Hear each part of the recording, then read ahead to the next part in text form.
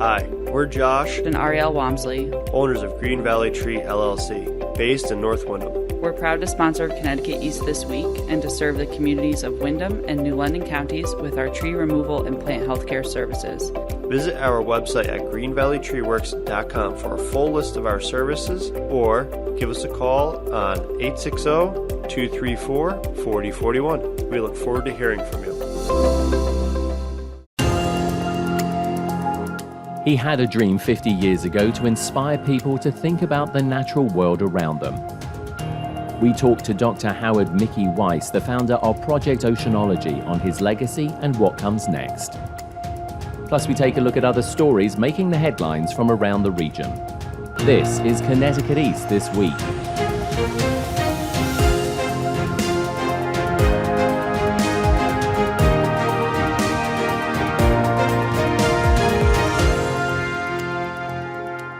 Hello, I'm Brian Scott Smith, and happy Thanksgiving to you all. The Project Oceanology organization has now been going for 50 years and has inspired thousands of young people and adults in the field of science and the natural world. Based at Avery Point in Groton, it was the creation of one man, Dr. Howard Mickey Weiss, who started the organization from his then classroom and turned it into what it is today. A remarkable non-profit, unique in what it does, providing more than 20,000 students and adults annually with opportunities to learn about the oceans around us through first-hand exploration and experiences. I caught up recently with Mickey and Andrew Ely, the new executive director of Project Oceanology, to find out more. Gentlemen, welcome to the podcast. Thanks for having us. Thank you. Mickey, I want to turn to you first. 50 years. You started this. We'll just quickly do the math for people. 1972 is when this started. Did you ever think 50 years later it would still be around, you'd still be here? It would be so successful? I really didn't. We had a grant that started Project Oceanology that was designed to phase out as the local support increased. And that was to take place over a 4-year period. And I was not sure we were going to get through the 4-year period where we transitioned from 100% state funded to 100% locally funded. But in fact, the local folks, the local schools, the local teachers really stepped to the plate, and as the state funding phased out, they did pick it up. And over the years, that's been the story of Project Oceanology. It's a story of cooperation and local support, and that's kept us going. Tell us a little bit about the background. You are a Harvard grad. I mean, what got you interested in all of this? I mean, you clearly have a passion for this, because you have to have a passion to start something like this as well. I actually a graduate of the Harvard Graduate School of Education, and I majored in, or got my master's degree in science education. And there I learned from the other people that were also teaching and attending that school that the best approach to science education was learn by doing. And that's what you remember, and that's what creates the excitement and the learning. So that was a philosophy of science education that today still holds true. All the research shows that students learn best when they are actually investigating the environment or the phenomena that they're studying, as opposed to just reading about it in a book or hearing a professor lecture about it. So that was my first real hook into science education. I also, while I was doing this Harvard master's program, I took courses in marine ecology from a very well-known marine ecologist, and he brought us to Woods Hole and along the coast of Massachusetts. And I'd always been a water rat as a kid, but never thought that I could make a living doing that. I actually never even heard of oceanography, really, till I got into that graduate program. And I said, wow, this is what I really want to do. So Project Oceanology combined both my love of the ocean and excitement about doing science, along with the notion that the best way to teach kids about that was to involve them in investigations. I then went on to get my PhD in marine biology from here at University of Connecticut and did quite a bit of research on lobsters, and I continue today to work on other crabs and other crustaceans. So it does combine my interest in science and in science education and seeing how enthusiastic kids can be. When you put kids on the boat and pulling a net, the excitement is just, even the most blasé kid, the very cool high school kid who comes on board the boat, who is, not going to be excited about anything if he can help it. Next thing you know, he's pushing the other kids away from the tank and going for the critters. I just want to get back to a comment you made a few moments ago. You said you were a water rat when you were younger. I mean, was there anything like this around back then? I mean, because obviously, as we said, you had a passion. You said you had a passion. But was there anything like this around at all? No, actually, we were one of two programs. There's one on the West Coast and us for when I first began. And yeah, I grew up on the Hudson River in Poughkeepsie, spent a lot of time on the river. I was a lifeguard, learned how to scuba dive from a friend, which is not the right way to learn how to scuba dive. But we dove in a lot of lakes and so on around Poughkeepsie. So I've always loved the water. And as I said before, I really didn't realize that there was a career opportunity in this area. I went to the University of Rochester for my undergraduate program, and I was in physics. And they didn't have anything in the environment then at the University of Rochester. Now they do, and they do stuff on the Great Lakes.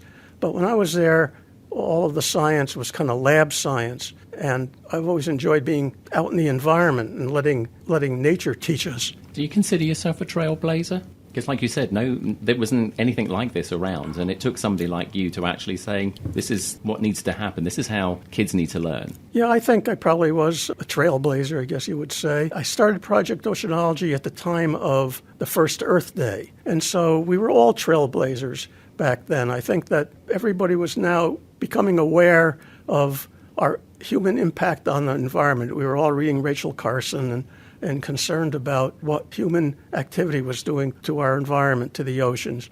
And so I would say that there were a bunch of us on that trail, blazing that trail. And of course, 50 years later, still going strong, still showing children, educating children about the natural world around us, and in particular, obviously, our oceans. What things would you say have changed for you? What have been some of the biggest changes, some of the things that have really made you either concerned about our environment or have made you say, wow? Well, from the perspective of 50 years, a lot of great things have happened. So since Earth Day, we've seen here in Connecticut where, for example, there was in Stonington, there was a factory that was dyeing fabric, and they would just release the dyes out into the salt marshes. And so we had salt marshes turning blue one day and green another day, depending on what fabric they were dyeing.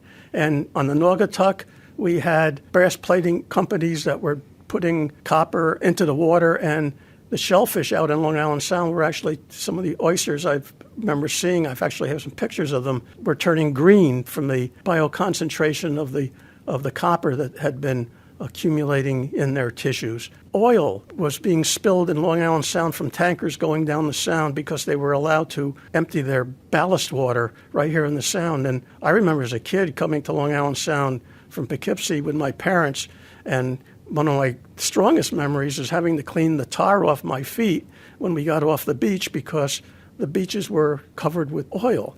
So there's been a lot of really great things that have happened in Long Island Sound since then. None of those things I just mentioned happen anymore. It's taken a long time for that to happen, so I guess what you have to do is be patient. And I certainly would like to see things happen right away to be improved, but ultimately you can't give up. You have to just keep plugging away. And there's a lot more that has to be done in Long Island Sound, so we're not out of the woods yet. There are things like microplastics that are going into the water and other new contaminants like hormones that are getting into the water. So although we've solved a lot of the problems of Long Island Sound, there's more to be solved, and that's where I hope these kids that are going out on the boat today and from Project O learning about this are going to be the problem solvers of the future and deal with that. The biggie, of course, is climate change.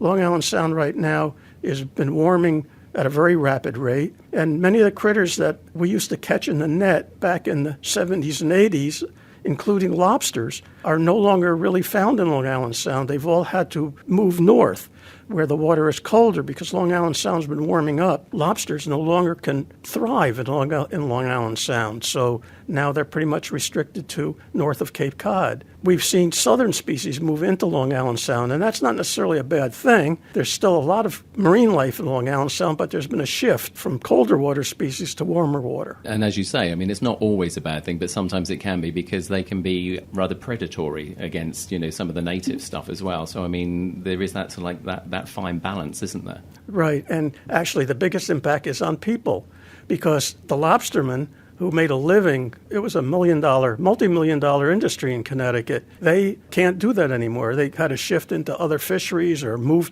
to Maine.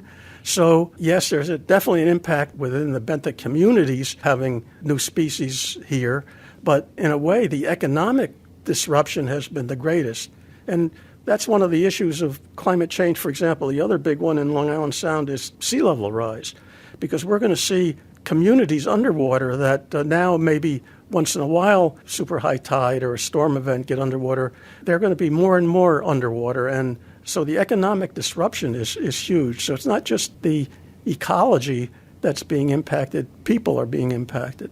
Andrew, I want to bring you in. Andrew Ely, who's the executive director, the new executive director, or relatively new one, of Project Oceanology. What got you interested in this? You are a former member, or you worked for the Coast Guard for many, many years in various departments, an instructor, and obviously all the other good things that the Coast Guard does. Why did you want to get involved in Project Oceanology? From a very early age, I had an interest in the water, too. Like Mickey, I grew up on the Hudson River, a little further north, up near Saratoga Springs in a town called South Glens Falls. And I spent much of my youth canoeing and swimming and recreating on the river and had an interest in that. And I went off to the University of Rhode Island to study marine affairs, focused on fisheries conservation and fisheries management. And one thing led to another that got me into the Coast Guard, doing some of that fisheries work and many other things, as you noted. I found a passion for instructing and education, so I took my college experiences with my Coast Guard experiences, and I saw this opportunity to do something to give back in a different way. You know, I spent 28 years on active duty giving back to the community in many ways and to the United States. And I saw a chance to do that through education here at Project O. In the short period of time that you've been here, Andrew, I mean, what struck you the most about this project, apart from its longevity, 50 years, and let's hope many, many more years, obviously, into the future as well? One of the things that I think is really unique about this project is truly the impact it has. You know, Mickey was describing the way that hands-on, minds-on science matters for children and matters for adults, for that matter, that come to our programs. And I see that here in this community all the time. I have children who have been to Project O. My wife came here to Project O. I meet people in the community. Let's say after work I'm going into the store and I have a Project O shirt on. People will stop me just to tell me about the experiences that they had or their children had or their grandchildren had here. I've met folks who have developed their own careers based on what they started doing here years ago. So I know that the impact is real. I see it. I see it in kids firsthand when I'm on the boats, and I just think that's a great thing. So if we can continue to provide that, we should. I mean, one of the things as well that people may not be aware, apart from the amazing educational programs that are here at Project Oceanology, is that, of course, you have very high-level research that goes on here as well. How important, Andrew, is that as part of the overall, Project O? Well, I think that's important in many ways. One of the first ways I want to point out is that we actually do citizen science here, where our students and our participants gather and record data that we save and share. We have a Project Oceanology data set that goes back for our history, and it's fascinating to look back over time and realize that Project Oceanology has been contributing to data on local marine species and on the quality of the environment, and we continue to do so. And I think that's an important contribution to science and to show our students you can be a part of science in that way by gathering data that's used by others. Mickey, turning back to you, I mean, was research also a big thing for you when you were considering and creating Project Oceanology? We've talked about your own background and your science and your educational background, but was research also at the back of your mind when you created this 50 years ago? I think the important thing for me was to get science teachers actually experienced in doing science. So many people who are trained to be science teachers the model they have is the professor up in the front of the room lecturing or the textbook. And surprisingly, many people who teach science have never done science.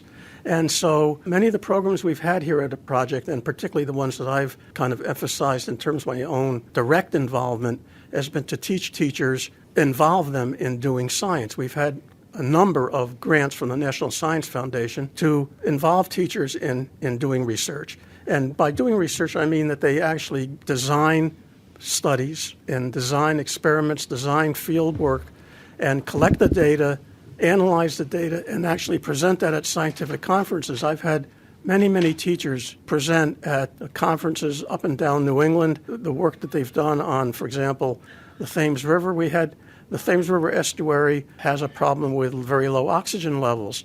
And we had groups of teachers for a number of years working on what was causing that hypoxia, the low oxygen levels. We had a group of teachers in Boston Harbor sampling bottom sediments and marine life there to try to understand why, for example, some of the fishes there had lesions or the lobsters had lesions.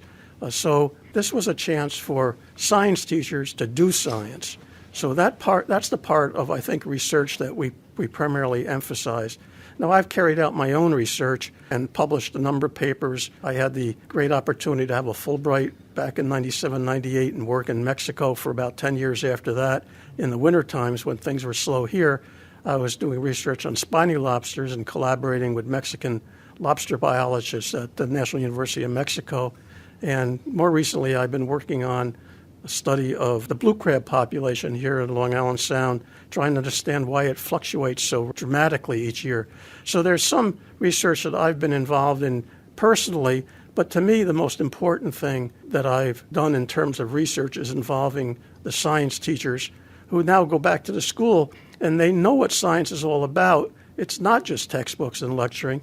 It's actually doing science, making observations, collecting data, and hopefully they're transmitting that to their students. Now, apparently, and according to your website, more than 20,000 students and adults annually get opportunities to learn about the ocean firsthand through exploration and experiences here at Project O, as it's obviously I've now found out is how it's referred to. Mickey, give us a sense of what does it mean to you to see the smiles on those kids' faces and, you know, the adults as well, because over the years, you've made a difference in a lot of people's lives.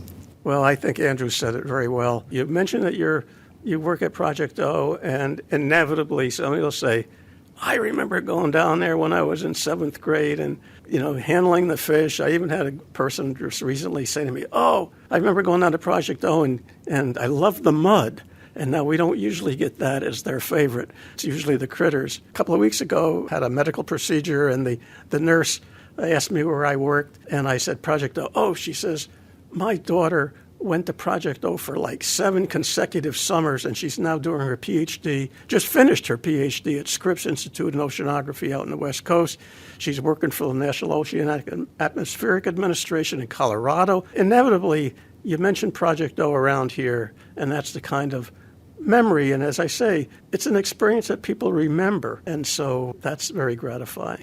Before we started recording this, you said it was all about the young people. You're an incredibly modest man for what it is that you have created here.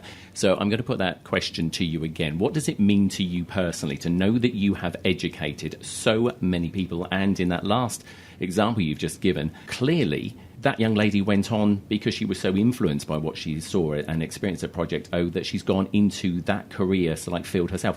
How does that feel? It must be incredible to you to know that you are making such an effect on people's lives. Well, I'm flattered that you call me a trailblazer and such, but the fact of the matter is that the success of Project Oceanology is due to so many people here. The teachers who bring the kids here, the administrators who have supported us in their budget, the local folks who have donated their money to keep Project O going. So, you know, I think that perhaps I've been the catalyst for some of that, but really that's what has made Project O so successful, and it's been a real collaborative effort. Andrew, what's it like working with this very humble gentleman who sat next to you? And also, as I say, you know, knowing that he, and we're going to use the word again, whether he likes it or not, trailblazed 50 years ago, along with others, to create this incredible, ongoing, and sustainable, hopefully very sustainable project. Well, during the months that I've been here, it's been a pleasure to get to know Mickey and to have him sort of help explain to me some of the history and see what he did create. You know, I do think we should acknowledge that, yes, there is a very important component here of teamwork, right? Mickey noted several groups, the schools, the administrators, the community, the volunteers, corporations, folks that have given us state and federal grants, for example. We wouldn't be here without any of those things, right? All those things together matter. And I'm just going to intercede here. Got to mention the staff. We've had great instructors here, captains. For this gala that's coming up, the young man that I hired 50 years ago is no longer a young man, nor am I. And he's coming down from Maine. Walter Barnard was our captain from 1973 until in the mid-2000s. So he dedicated, always made the trip safe for the kids. The instructors always were conveying their enthusiasm and their knowledge. We've had a great staff here at Project O. That is a key part of the team. The staff, they really care about what they do, and you have to engage in this way. In any given day, an educator here might start out with, let's say, an elementary school class for a 2.5-hour trip, and in the afternoon be out with a high school class doing a different trip. They might have an assignment in the evening or a summer camp program. Our teachers work year-round, our entire staff does, and that is definitely an integral part of our success is the time and patience and care they put into developing the lessons and delivering them. When you go into one of our courses and you watch what our teachers do, they put kids into the mindset of what they are that day, scientists, oceanographers, engineers, and get them focused on doing that work. And you can see the excitement that comes from that. So my final question to both of you is quite simply this. It's lasted 50 years. What do you hope for the next 50 years for Project O? Well, I would say that's Andrew's. The ball is in Andrew's court right now. Fair enough, Mickey. Fair enough. The first thing I hope is that we never lose sight of that hands-on, minds-on experience that we provide.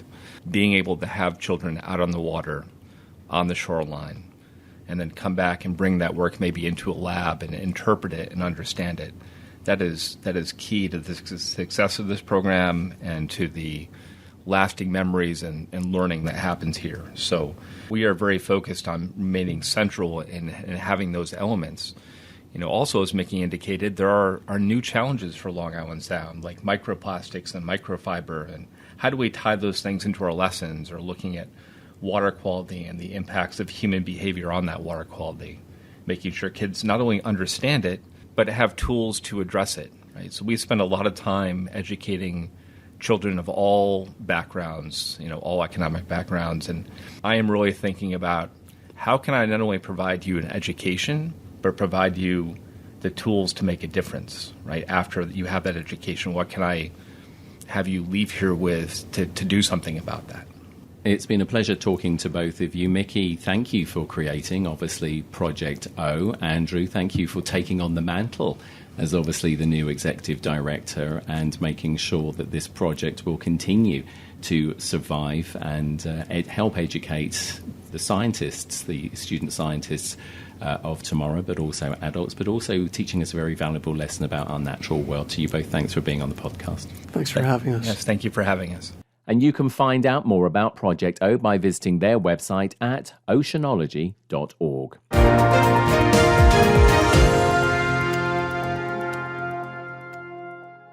The possibility of lung cancer can be pretty scary, especially if you're one of approximately 8 million current or former smokers at high risk. That's why SaveByTheScan.org wants you to know that now there's a breakthrough low-dose CT scan that can detect lung cancer early, and it only takes 60 seconds. You stop smoking, now start screening. For an easy quiz to see if you're eligible, visit SaveByTheScan.org. It could save your life. SaveByTheScan.org is brought to you by the American Lung Association's Lung Force Initiative and the Ad Council. Got deer problems? Let us help. With Green Valley Tree LLC's Deer Preventive Spray, guaranteed to keep deer away from your precious plants, bushes, and trees for up to 6 months. With cold weather on its way, deer will be looking for sources of food. Don't let your front and backyards become their pantry. Call Green Valley Tree today at 860-234-4041 or visit us at greenvalleytreeworks.com. Time now for a look at other stories making the headlines this week. The Chamber of Commerce of Eastern Connecticut presented their 13th annual Social Service Recognition Breakfast and Awards recently. Organizations from large hospital systems to small nonprofits attended the event. Keynote speaker was Tricia Cunningham, Executive Director of Always Home, a nonprofit who work towards preventing family homelessness. Cunningham said it's been a tough few years for everyone in the sector, and she urged everyone to look back and reflect on their achievements. I regularly reflect on the successes I have enjoyed over the years, and most recently over this past year with Always Home, and it gives me purpose to move forward. I'd ask you to reflect for a moment on some of your successes that you've enjoyed, personal, professional, and sometimes it's the small successes that can make the biggest impact, so please don't discount those. The recognition breakfast also awarded several members of the social services community, from volunteers to staff as well as board members. The award for Executive Director of the Year went to Kathy Allen of Thames River Community Service, a non-profit that provides safe housing for those experiencing homelessness, domestic violence, substance abuse or mental illness. Allen praised her team for their assistance over the years and that she was retiring after 3 decades of service. Being part of an agency that for 30 years has helped many young families and individuals go from homelessness on a path towards stability has been a journey that I will never forget. I believe, though, that we are only as good as the people with whom we surround ourselves. I've been very fortunate to have been part of a network of dedicated social service providers in our region. Collaborating well as we do makes all of our jobs that much easier. Collectively, the social services sector in Eastern Connecticut is one of the largest employers in the region. The New London Police Department is extending its public outreach efforts with 2 new initiatives. It's become the first police department in the state to purchase an Apex Officer virtual reality training simulator. David Diago is a training officer with the PD and says not only will the system improve police training, but they are also inviting the public to come and try the simulator out as well to better understand what officers face on a daily basis. If we get them to focus onto why we don't have time, well, it can make the difference of whether somebody goes home or not. It's a lot of pressure on one particular person, and that's just work. Now you add in that personal life, their home life, and all that other stuff. They got things going on at home. So it takes a toll on one individual human being, and we want the community to understand that we're just as human as everybody else. We just have a job to do. The training simulator can create any type of environment, from an active shooter scenario to a mental health call. The other initiative is a Youth Citizens Police Academy program for 13 to 17-year-olds, giving them the opportunity to learn firsthand what it takes to be a New London police officer, another first in the state. Christina Nacito is one of 2 community resource officers with the PD and says this age group is at a point where they're starting to make decisions about their future and what they want to be. When they get into those teen years and have to make more, life decisions, this will hopefully give them more information and be more informed of how that process works, what it is we actually do, and be able to interact with their friends about it. Being in junior high and high school, that's those times where they can be more influenced by friends and adults. So hopefully we can be that positive influence in their lives. The 10-week program will cover all aspects of police work, and all attendees need their parents' and guardians' permission to take part. And Eastern Connecticut State University held its first in-person community Thanksgiving meal since the beginning of the COVID pandemic almost 3 years ago. Around 500 local residents and community members enjoyed a traditional Thanksgiving meal served up by university students and staff at the campus dining hall as part of their Day of Giving. Lana O'Connor is from Eastern's Center of Community Engagement, who organized the annual event and said it's great to be back in person. Everybody really loves this event in person. It's more meaningful. We get to see the people of Willimantic and the happy faces, and especially our student volunteers. We have close to 30 today that are helping all of the guests with food and clearing tables, but they also get to greet and talk with and share stories. So that personal connection we were missing the last couple of years. This year, Eastern provided transport for their guests, bringing them in from several different locations in the town and the surrounding area. Michelle Doucette of Willimantic was one of the guests at Eastern's Thanksgiving lunch and was pleased to be there. It is just so blessed that everybody could be here today for a wonderful, wonderful meal. And yeah, it was just, and I saw a few people I haven't seen in a long time, so it was wonderful. The food was great, the service is fine, and it was wonderful.